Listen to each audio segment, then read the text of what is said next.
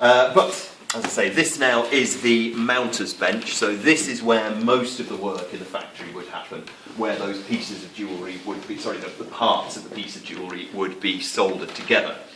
So much bigger workbench than the engraver's bench at the front there, and then there's those two half benches at the side, which are also for the mounters. So you've got at least 4 times as many people employed on this part of the business as the engravers, so much more the mainstay of their working life here. I said it was a much bigger bench, but of course when you consider that each of these cutouts is where a worker would be sitting, you'd think it might be a bit of a squeeze and they'd all be getting in one another's way. But if I get fully into position, though before I do, note the jeweller's apron or the jeweller's hide, not an apron that you wear, but attached directly to the bench.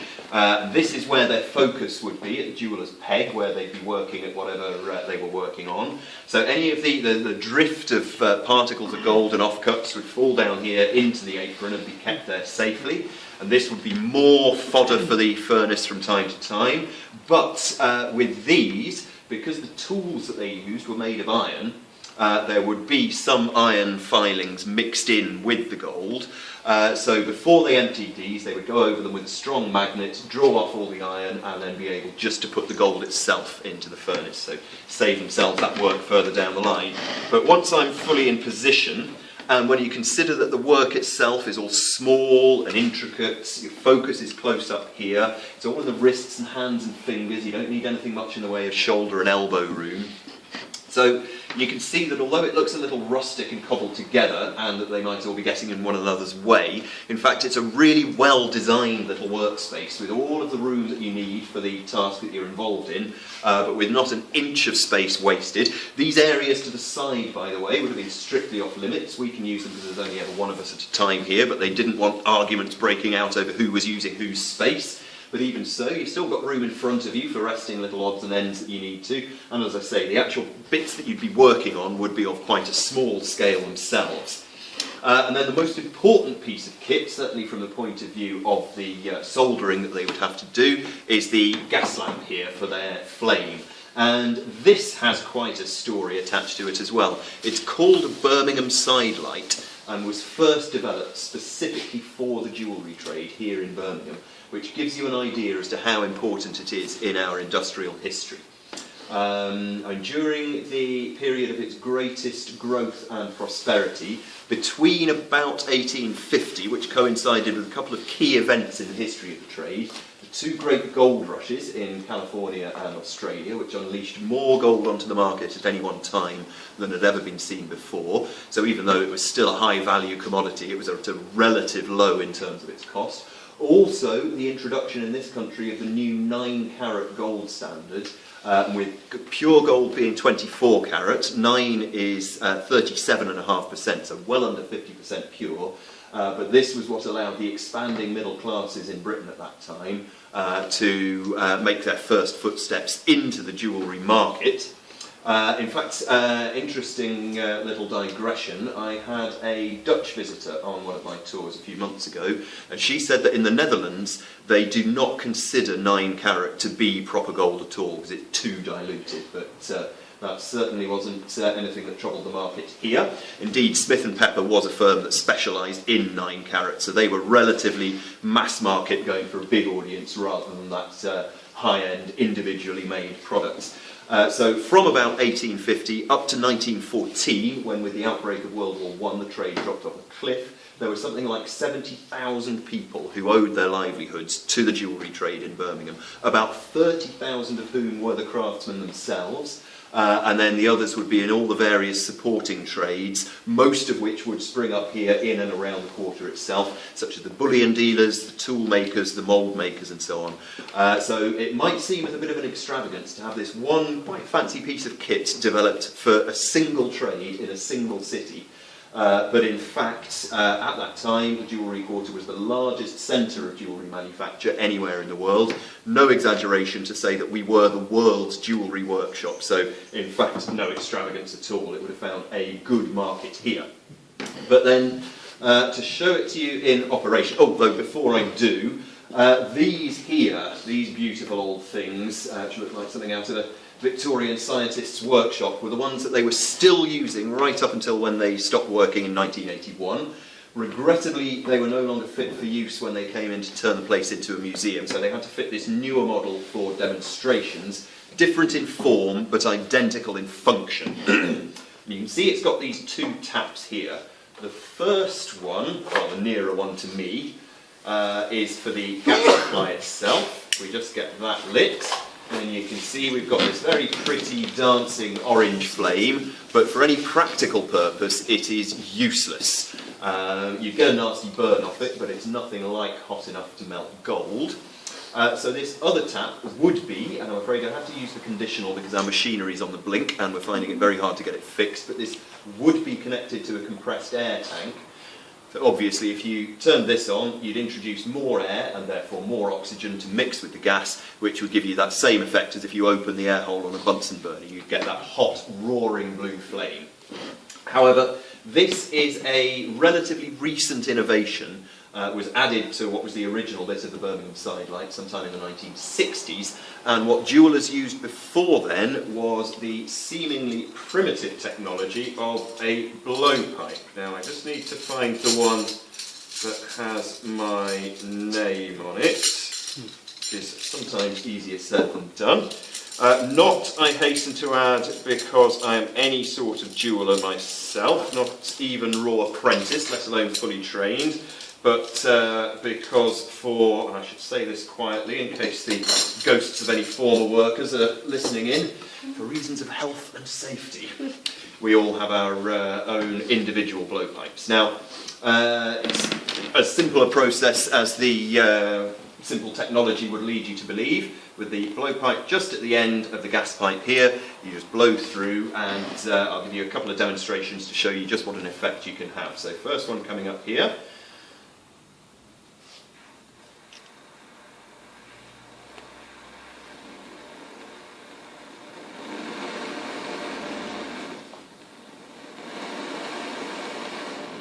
So you heard there how I started it off very gently, which is all the pressure that you really need to get the full effect.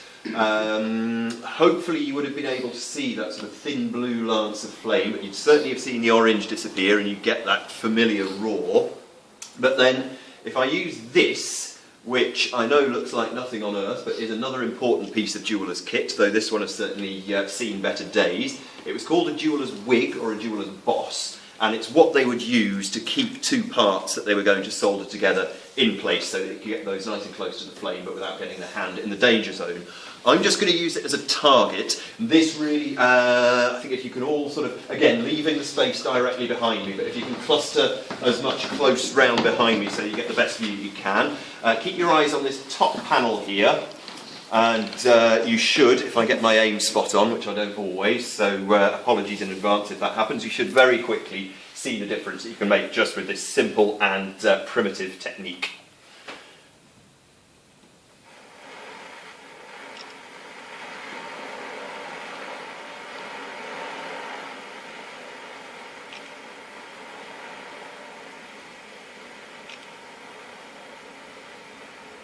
Now, I hope you could all see that happening, but there's still a faint glow of the heat there. So in just a second or two, once I got that playing on the same spot, that heat started to blossom in the material. Admittedly, this does take the heat very quickly because it's mesh, so it's got the right sort of surface area to volume ratio going on. But nonetheless, that shows you clearly what a difference you can make just using this very, very simple and ages-old technique. But then I said that even today, modern jewellers will often prefer to use this, and that is because this is superior to the newer technology in every way except one. This has an undoubted safety advantage, not to be understated, but in every other way, the blowpipe wins hands down. You don't really see that when I'm using it, because I'm such a rank amateur that I'm holding on to mine, but a fully trained jeweller would have this clamped in their back teeth. Straight away, you see the big advantage, you've got both hands free. Admittedly, one of them is probably going to be holding the jeweller's boss, but that still leaves your other hand free to do the work.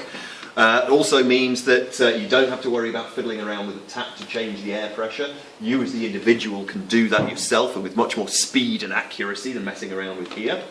This, you might think, would at least provide a steady, constant flow of air, but jewellers will often have mastered the technique of circular breathing, so they'd be able to keep that constant flow going themselves. So you see how this, just using a curved metal pipe and what nature has provided, really is the better way, as long as you know what you're doing. There are even some stories of the jewellers at work here at the bench with their pipe clamped in the back teeth on one side, and then obviously they've got another side of the mouth free, so why not have a cigarette burning away there to take the occasional puff from.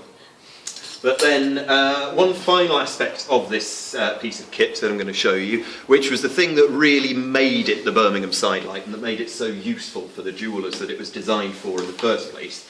And that's connected to the fact that it's on this swivel mount here, which is useful enough just on its own. It means that you can turn it out of the way, but even then, if you're working here, it would be a little close for comfort. It would still certainly be in your peripheral vision, so something of a distraction. And also, I don't know if you can feel it there, but sitting this close, you can feel the warmth coming off just this one. And as I say, this is just this one for just a few minutes. Imagine all of these and all of those going all day. The heat and the gas bill would be unmentionable. But if the main part of your work is soldering bits of metal together, you don't want to have to light the gas and then switch it off and then light it again at every verse end. So if you turn it all the way to the right, your flame dies away, and then when you bring it back again, you've got the flame ready to work on. So they could come in at the start of the day, get their flame lit, turn it aside, and then as soon as they want to solder, they've got their flame ready for use there. And this is on the perfect sort of mounting. It's quite stiff, but easy to turn, and as soon as you stop turning, there, it's bang in place. So, the perfect sort of technology as far as I'm concerned. Simple, effective, direct and to the point, and would have made such a difference to the people for whom it was designed. Now, how are we doing for time? Not too badly. We're drawing on to the close, so if I can make my way through here. Thank you. If you will follow me down to the end of the workshop, I'm going to make good on an earlier promise now.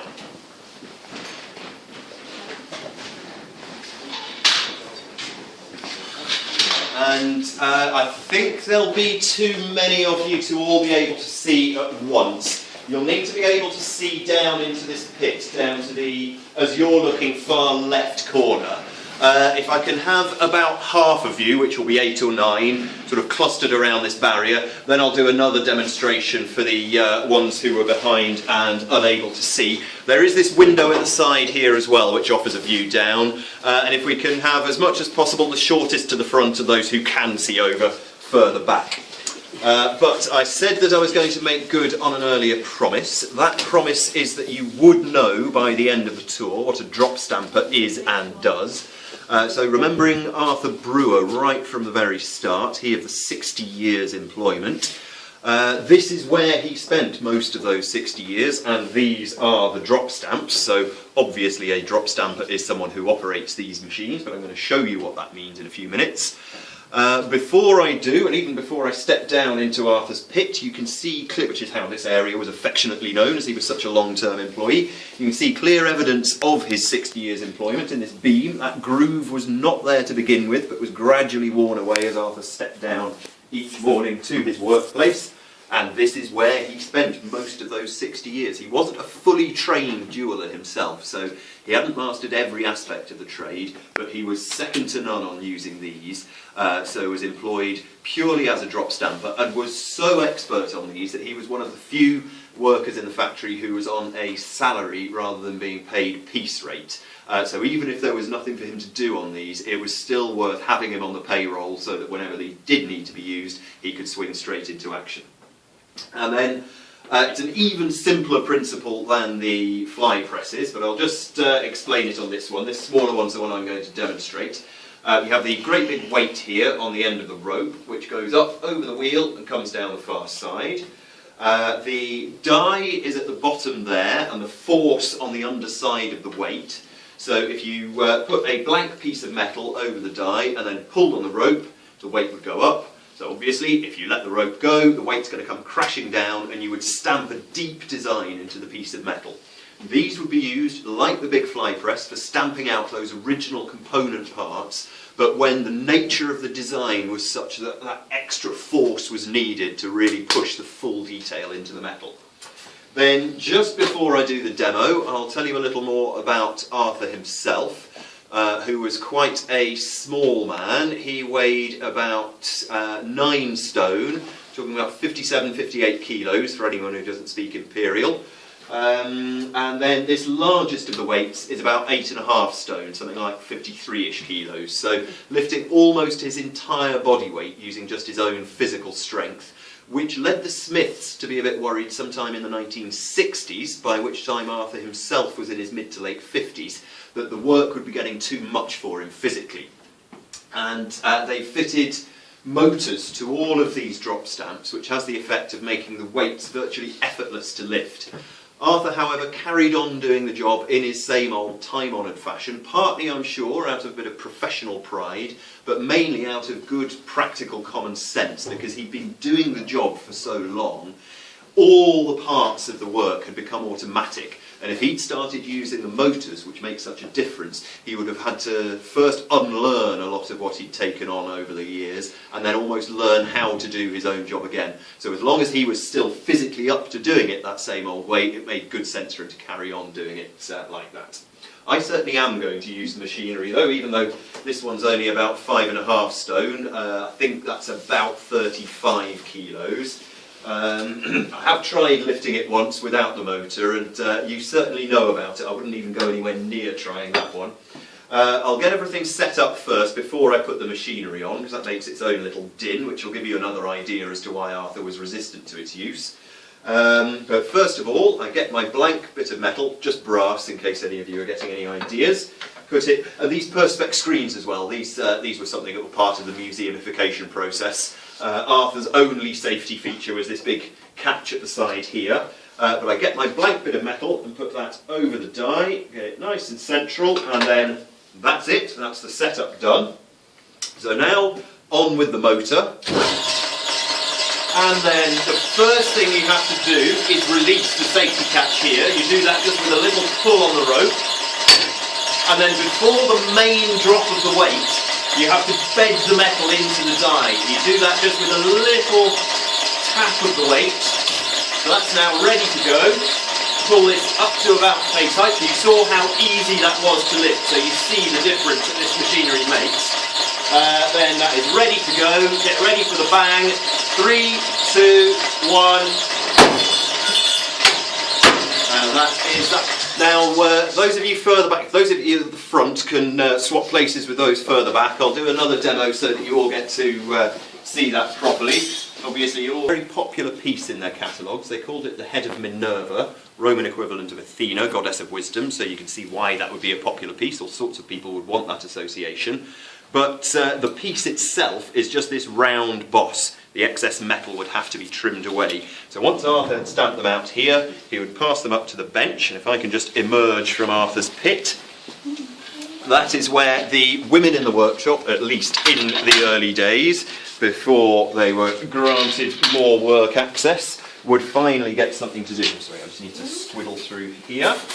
If you remember Valerie and Marjorie from the start, who operated the presses, these are the presses that they were graciously allowed to use, poor wee delicate flowers that they were, before they finally thought that maybe they were up to the big fly presses as well. You can see it's exactly the same principle, but just on a much smaller scale, and on this particular machine, which is set up for this very purpose, instead of the die and the force, there's this hole at the bottom here, and then a great big bolt there. Again, I've got the benefit of two, so I'll do 2 demos of this for you. You get your Minerva head, and you put it face down over the hole there.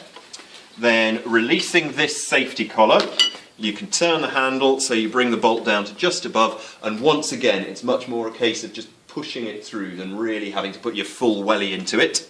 You see how really quite easily that goes through.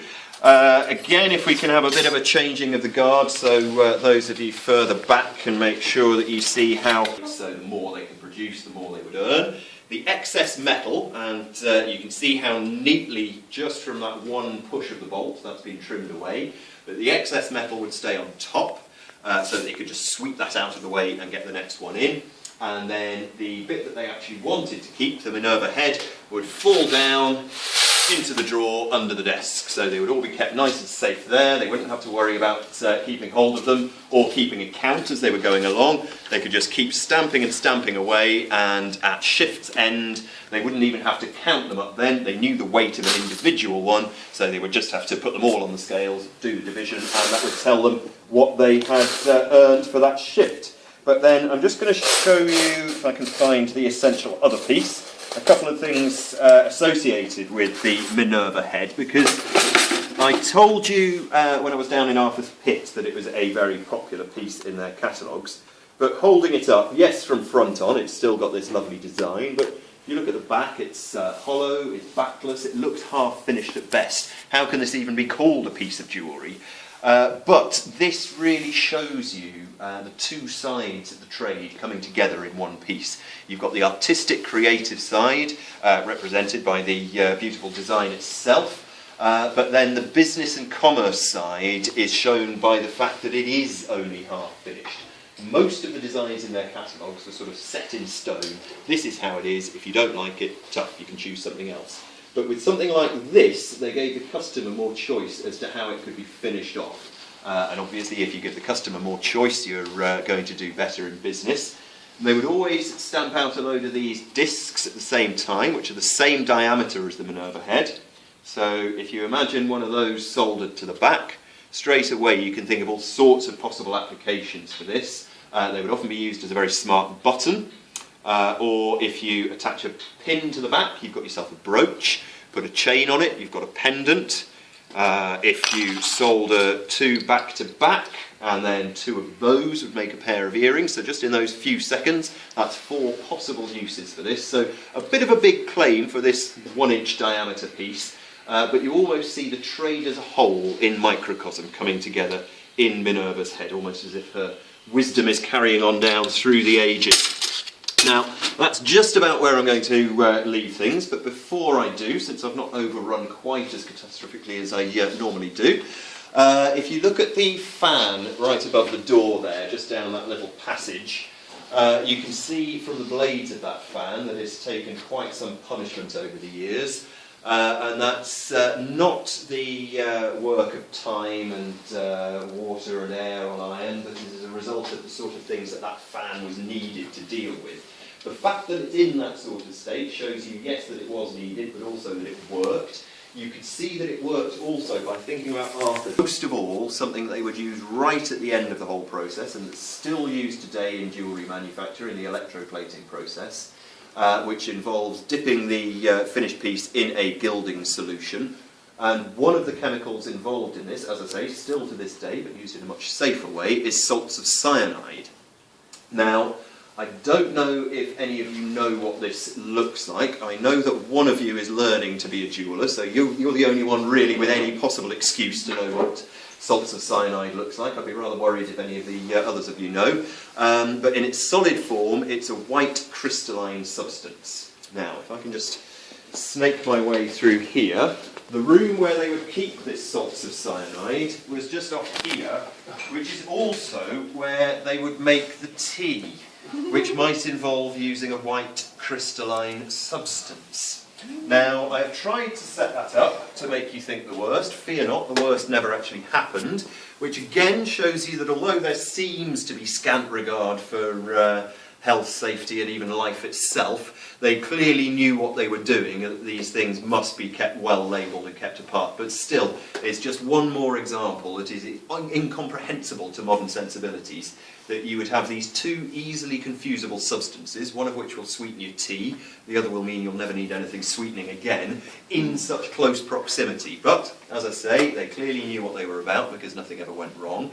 And as one last little story for you, the woman who used to make the tea in here for everyone in the workshop, she was another Olive, and when Smith & Pepper closed down on that August Friday in 1981, she was at that time 74. Nonetheless, the following Monday she started asking around to see if there was work going elsewhere in the quarter, and by the end of that week had started a new job at one of the firms just over the road, where she worked. Remember, she was 74 then. She worked there until she was 84, at which point she finally decided that she might have earned herself a bit of rest and retirement. and Julie did so and lived to be 94. So she had another good 20 years to her after that abrupt close down. So hopefully that helps to soften the blow of learning about how swiftly they closed down the business here. But I'll leave you with that nice mental image of Olive. And that really is where I shall bring things to a close and say many thanks to you all. It's been a pleasure taking you round. And now, as I say, I know I've overrun, and one of my colleagues is certainly going to be on a tour now, so I'm afraid I'm going to have to jump straight back into other duties. So I'll have to usher you out fairly swiftly.